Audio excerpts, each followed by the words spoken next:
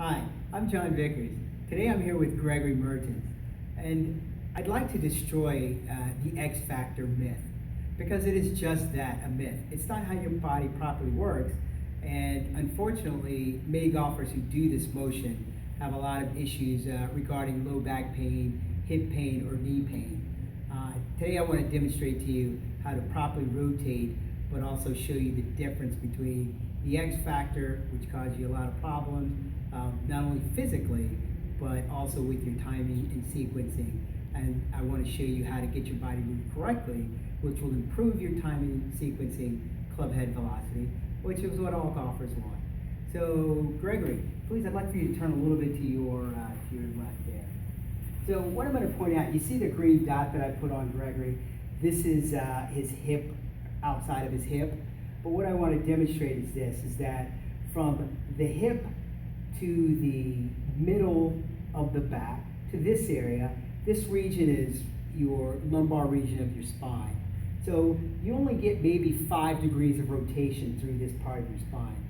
So if you're trying to do the X factor and rotating through this part of your back, you're going to be injured. It's only a matter of time, okay? So because the actual rotation that should come out of your upper body should be from this point, so from roughly mid-back or upper mid-back, all the way up to his to the bottom base of his neck.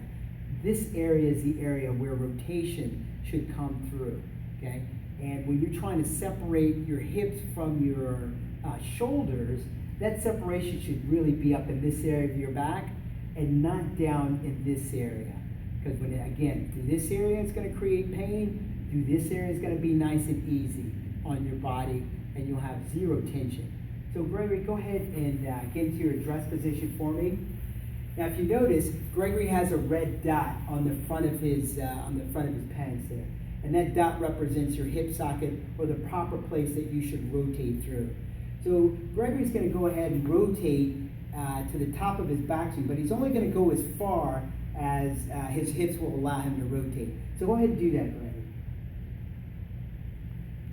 So when he rotates just through his hips like he did, you can see how his torsos and shoulders went along for the ride.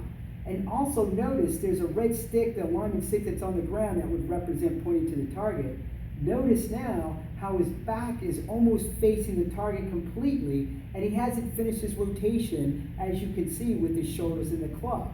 So Gregory, go ahead and finish your rotation with your shoulders club.